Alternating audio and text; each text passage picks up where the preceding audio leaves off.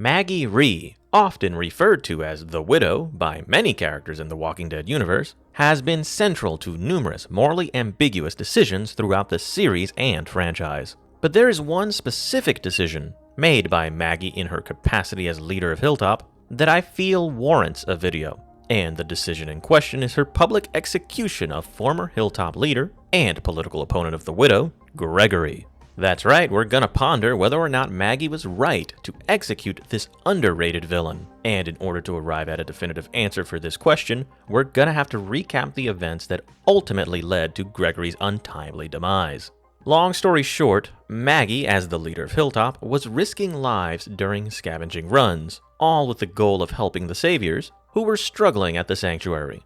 This was all in line with Rick's mission to create the world that Carl had envisioned, all with the hope of fulfilling that promise to his fallen son. Unfortunately for the Hilltop community, one of their younger civilians died during a fateful loot run to Washington, D.C. The mission ended up being a failure and Hilltop garnered nothing in return. This, understandably, pissed off the parents of the deceased young man. They expressed their disapproval of Maggie's leadership to her face, despite voting for her in an election that was held off-screen during the time skip that had occurred after the Savior War. Gregory then took advantage of Earl, the father of the dead Ken, during a late-night conversation where Gregory managed to get Earl drunk.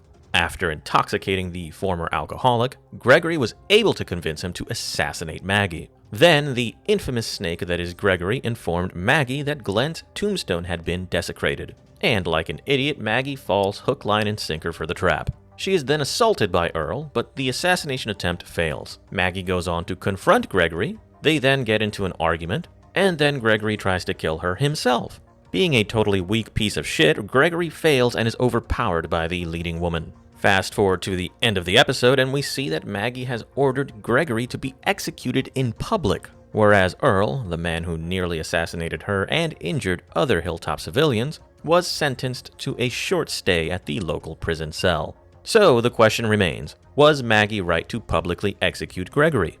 One axiom of criminal justice is the concept of proportional punishment. This important concept posits that a just punishment is one which is proportionate to the crime committed, while also being a punishment which is humane and not needlessly cruel. Now, we don't know what sort of social contract is in place at Hilltop during this specific time in the story, but we do know that they held an election to choose their leader. And considering that there wasn't a trial or vote with regards to Gregory's execution, we can assume that Maggie wields dictatorial power.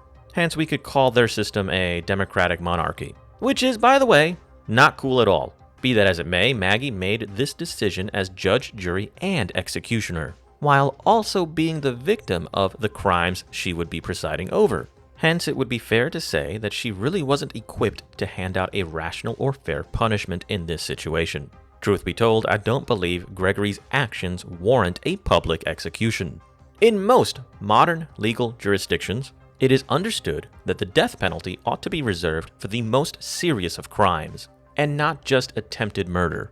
A fairer or more just punishment would have been a lengthy jail sentence for Gregory. But the situation is made more complicated by the fact that Gregory also potentially committed treason. But without a real constitution or set of laws in place, there really isn't a standard for how treason is defined or how it should be handled at Hilltop. Now, clearly, according to Queen Maggie, the punishment fitting for such a betrayal is death.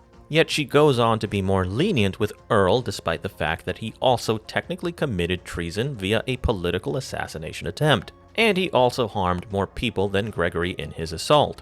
As far as I'm concerned, Gregory should have either been jailed for years or expelled from the community, while Earl should have stayed in jail for a much longer period of time. Being sad about the death of your kid while also being irresponsible enough to get drunk in an emotional state of mind are not excuses for the actions Earl committed.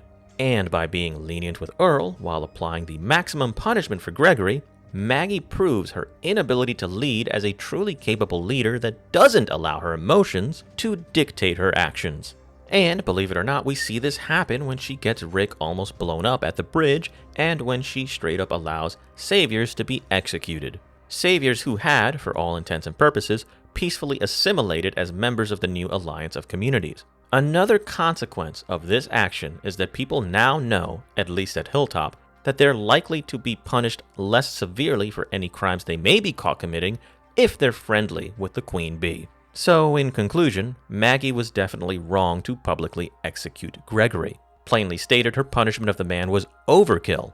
Now, I know some of you will accurately claim that Gregory wasn't trustworthy and that he was given multiple chances to change his ways. But that just doesn't justify the punishment he received at the hands of the widow.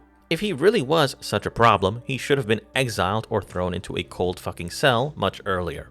Anyways, if you like this sort of content, please like, share, and fucking subscribe. Also remember that you may opine anytime if you feel so inclined, down in the comments section. I'm Captain Gold, and I hope to see you in my next Gold Standard video.